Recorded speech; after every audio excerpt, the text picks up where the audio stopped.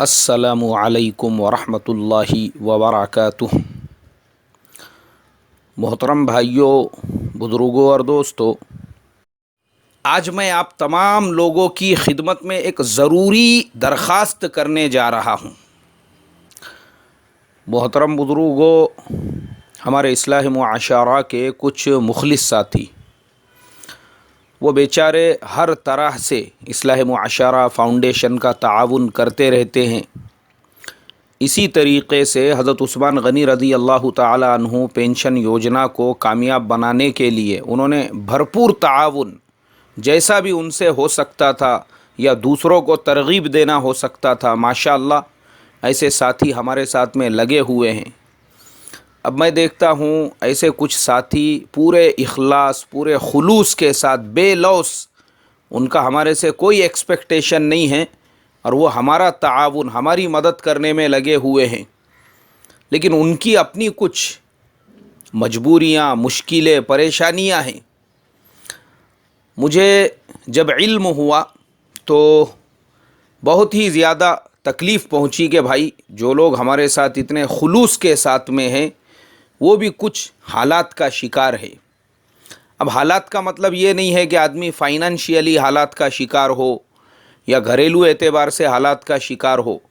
دو چار ممبر ہمارے ایسے ہیں ایک دم مخلص، پتہ چلا ان کی شادی ہو کر کچھ سال ہو چکے ہیں اور ابھی تک وہ اولاد کی نعمت سے محروم ہیں، تو مجھے بہت ہی زیادہ فکر ہوئی اس تعلق سے۔ تو میں نے کیا کیا، قرآن پاک کے اندر اور اسی طریقے سے اللہ کے پیارے حبیب صلی اللہ علیہ وسلم کی احادیث میں سے اور صحابہ اکرام رضوان اللہ تعالی علیہم اجمعین اور ہمارے اسلاف کی کتابوں سے ایسے کچھ نسخے، ایسے کچھ فارمولے، ایسے کچھ اوراد و وظائف اور ایسے کچھ طریقے تلاش کیا ہوں جو آج کے سبق میں بتانے والا ہوں۔ چونکہ ہمارے حضرت مولانا یونس صاحب رحمۃ اللہ علیہ نے ہم کو یہ سکھایا ہے، ہم نے سیکھا ہے مولانا سے، بیانوں میں سنا نہیں ہے، سیکھا ہے ہم نے۔ ہمارے مولانا فرماتے تھے دیکھو یہ ہم لوگ جو لوگوں کے پاس میں تشکیل کے لیے جاتے ہیں تو کبھی بغیر تشکیل کے ان کی خیر خیریت پوچھنے کے لیے بھی جایا کرو، کیونکہ اکثر ایسا ہوتا ہے ہم اپنی غرض اور اپنا مطلب لے کر جاتے ہیں، ارے بھائی چلے کی جماعت ہے اس میں چلیں گے کیا، 4 مہینے کی جماعت ہے اس کے لیے ضرورت ہے، لیکن کبھی یہ دیکھنے کے لیے نہیں جاتے کہ وہ آدمی کاروبار کے اعتبار سے کن حالات میں ہیں، گھریلو اعتبار سے کن حالات میں ہے۔ بولے یہ بھی ہماری ذمہ داری بنتی ہے۔ اور خود مولانا ایک مثال دے کر ہم کو سکھاتے تھے کہ دیکھو ایک ساتھی کے پاس ہم لوگ گئے، بیرون کا تقاضا تھا ملاقات کے لیے۔ وہ ساتھی کہنے لگا مولانا آپ لوگ خالی تشکیل کے لیے آتے، بیچ میں کبھی آتے نہیں پوچھنے کے لیے ہم کن حالات میں ہیں، زندے ہیں مر گئے، ہمارے کاروبار کیسے چل رہے، کبھی وہ بھی تو پوچھ لیا کرو۔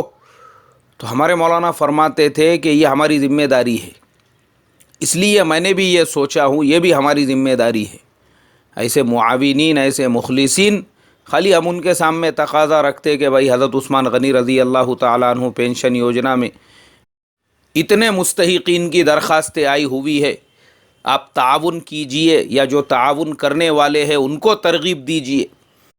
صرف یہی بات ان کے سامنے نہیں رکھنا ہے، بلکہ ان کے اپنے بھی جو تقاضے ہیں، ان کی اپنی بھی جو پریشانیاں ہیں وہ بھی ہماری ذمہ داری بنتی ہے، اس کے اوپر بھی ہم تھوڑا سا ان کی رہبری کرے، رہنمائی کرے اور ان کی تکلیف کو اپنی تکلیف سمجھ کر اس کے حل کا کوئی راستہ تلاش کرے۔ تو اس کے لیے آگے جو میں باتیں بتانے والا ہوں وہ باتیں چھوٹے بچوں کے سامنے یا پھر اجتماعی طور پہ، کیونکہ مجھے پتہ ہے بہت سارے گھروں میں اصلاح معاشرہ کا سبق اجتماعی طور پر پوری فیملی بڑے اسپیکر پہ لگا کر سنتی ہے، یہ سبق اس طریقے سے سننے کا نہیں ہے۔ اس کو صرف یا تو میاں بیوی اکیلے سن سکتے ہیں یا ایک اکیلا انسان ہیڈ فون لگا کر سن سکتا ہے، اور بہت سارے بستیوں کے اندر پورے گھروں میں یہ سبق سنایا جاتا ہے اجتماعی اسپیکر پہ، تو برائے مہربانی یہ سبق اس طریقے سے نہ سنایا جائے، میں شروع میں ہی بیان کر رہا ہوں۔ سب سے پہلی چیز، اسباب ہم بعد میں بیان کریں گے، پہلے ہم اعمال بیان کرتے ہیں۔ جس کو اولاد نہیں ہو رہی ہے وہ اور اس کی بیوی دونوں بھی روزانہ ہر فرض نماز کے بعد پورے دھیان، پورے توجہ کے ساتھ یہ اپنے ذہن میں خیال لا کر کہ اے اللہ، تو نے 100 سال کے حضرت زکریہ علیہ السلام اور ان کی بوڑھی جو بیوی تھی ان کو اولاد عطا فرمائی، تو ہم کو بھی تو اولاد عطا فرما سکتا ہے، تیرے لیے تو کوئی مشکل نہیں ہے۔ اس لیے وہی دعا پڑھے جو حضرت زکریہ علیہ السلام نے اللہ کے دربار میں پیش کی تھی، ربی لا تذرنی فردا وانت خیر الوارثین۔ صرف ایک مرتبہ پڑھنا ہے اور شروع آخر میں ایک مرتبہ صلی اللہ علیہ وسلم پڑھے۔ اسی طریقے سے اولاد تو ہے لیکن صرف بیٹیاں ہیں، بیٹے نہیں ہیں۔ 2 بیٹیاں ہو گئی، 3 بیٹیاں ہو گئی، اب وہ بیچارہ بیٹا چاہتا ہے، تو وہ بجائے اس آیت کے حضرت ابراہیم علیہ السلام والی آیت ربی حب لی من الصالحین، یہ آیت پڑھے۔ انشاءاللہ اللہ کی ذات سے امید ہے اللہ اس کو بھی نرینہ اولاد عطا فرمائیں گے، اس لیے کہ اس کے آگے کا جملہ ہے فبشرناہ بغلام حلیم۔ یہ خدا کا نظام ہے۔ یہ دونوں آیتیں ان کا ورد کثرت کے ساتھ میں ہم کریں، لیکن صرف سرسری طور پر نہیں، اس سے کوئی رزلٹ نہیں آئے گا۔ دھیان، توجہ کہ اللہ میری دعا کو سن رہے ہیں اور مجھے ضرور اولاد ہوں گی، انشاءاللہ ضرور رزلٹ ملیں گا آپ کو۔ اب ہم آتے ہیں اسباب کی طرف۔ اسباب کا اختیار کرنا یہ ہمارے بندہ ہونے کی علامت اور نشانی ہے۔ جو لوگ اسباب کا انکار کرتے ہیں، میں سمجھتا ہوں ویسے لوگوں نے ہی خود ایک آدھا بت بن کر کسی مندر کے اندر بیٹھ جانا چاہیے تاکہ لوگ ان کے آگے ہی بھجن کیرتن شروع کر دیں، اس لیے کہ ہم تو انسان ہیں۔ جب انبیاء علیہم السلام نے اسباب کو اختیار کیا، صحابہ اکرام نے اسباب کو اختیار کیا، اولیاء اللہ بزرگان دین نے اسباب کو اختیار کیا، تو ہم کچھ اس زمانے کے اتنے بڑے اللہ کے مقبول اور اللہ تبارک و تعالیٰ کے ایسے بندے تو نہیں ہیں جن کو اللہ تبارک و تعالیٰ نے نعوذ باللہ اتنے اونچے مقام اور مرتبے پہ پہنچا دیا کہ دل میں خیال ہوتے ہی سارے کام پورے ہو جاوے۔ تو ہم لوگ چونکہ بندے ہیں اللہ کے، تو ہماری شان یہ ہے ہم اسباب کو اختیار کریں۔ اب ہم اسباب کیسے اختیار کریں گے؟ سب سے پہلی چیز، اولاد کیسے پیدا ہوتی ہے؟ اللہ کا یہ ایک سسٹم ہے، ایک نظام ہے، یہ ایک سائنٹیفک طریقہ ہے۔ مرد کو اللہ نے جو مادہ منویہ عطا فرمایا ہے، اس کے اندر جو جراثیم ہوتے ہیں، جو اسپرم ہوتے ہیں سیمنس کے اندر، وہ لاکھوں کی تعداد میں ہوتے ہیں۔ ایسے ہی عورت، اس کو اللہ تبارک و تعالیٰ نے ایکس عطا فرمائے ہیں۔ وہ ایکس جو ہوتے ہیں اس کے رحم کے اندر، وہ ایکس بھی جو ہے وہ لاکھوں کی تعداد میں ہوتے ہیں، لیکن اس کا ایک ایج پیریڈ ہوتا ہے۔ جب لڑکی اپنی ماں کے پیٹ میں ہوتی ہے تبھی سے وہ ایکس بننا شروع ہوتے ہیں، جس کی تعداد 8-9 لاکھ ہوتی ہے۔ وہ جب پیدا ہو جاتی ہے، اس کے بعد میں بالغہ ہوتی ہے، تو اس کی 18-19 سال کی عمر تک وہ ایکس آدھے ہو جاتے ہیں۔ جو 7-8 لاکھ تھے وہ اب آدھے ہو جاتے ہیں۔ اس کے بعد جیسی جیسی عمر بڑھتی ہے، وہ 25 سال کی ہو جاتی ہے تو وہ ایکس 25% رہ جاتے ہیں۔ 30 سال کی ہوتی ہے، اس کے بعد میں صرف 10% ایکس باقی ہوتے ہیں۔ جب 40 سال کی عمر کو پہنچتی ہے تو وہ ایکس آلموسٹ ختم ہو جاتے ہیں۔ اس کے بعد میں ایکس جو ہے، اسی لیے اس کے بعد حاملہ بننے کے چانسز یعنی نہ کے درجے میں رہتے ہیں۔ مرد کا بھی ایسے ہی حال ہے، جیسی جیسی اس کی عمر 18-20 سال رہیں گی تو اس کے اسپرم اتنے ہی زیادہ پاورفل ہوں گے، 25 سال تک اور طاقتور رہیں گے، 30 سال کی عمر تک کمزور ہو جائیں گے، اس کے بعد میں اور کمزور ہوں گے۔ تو جیسی جیسی عمر بڑھیں گی وہ جراثیم جو ہے وہ کمزور ہوتے رہتے ہیں۔ تو اس کے لیے جتنا جلدی ہو سکتا ہے شادیاں کر لینا چاہیے۔ 25 سال سے پہلے عورت کے ماں بننے کے چانسز سب سے زیادہ ہوتے ہیں، اسی لیے اس سے پہلے ہی چاہے لڑکا ہو یا لڑکی انہوں نے نکاح کر لینا چاہیے۔ اس کے بعد چونکہ اب یہ ایج جو ہے، اب مان لو کسی کی تاخیر سے ہو گئی یا انڈر ایج ہے، اب سب سے پہلی چیز میں آپ کو بتا رہا ہوں، وہ ایکس جو ہے عورت کے پیٹ میں، جو اس کے رحم میں ہے، اس کے اوری کے اندر اللہ نے بنائے ہوئے ہیں، اس کا بھی ایک پیریڈ ہوتا ہے، وہ ہمیشہ باہر نہیں آتے ہیں، ایک ٹائم ہوتا ہے۔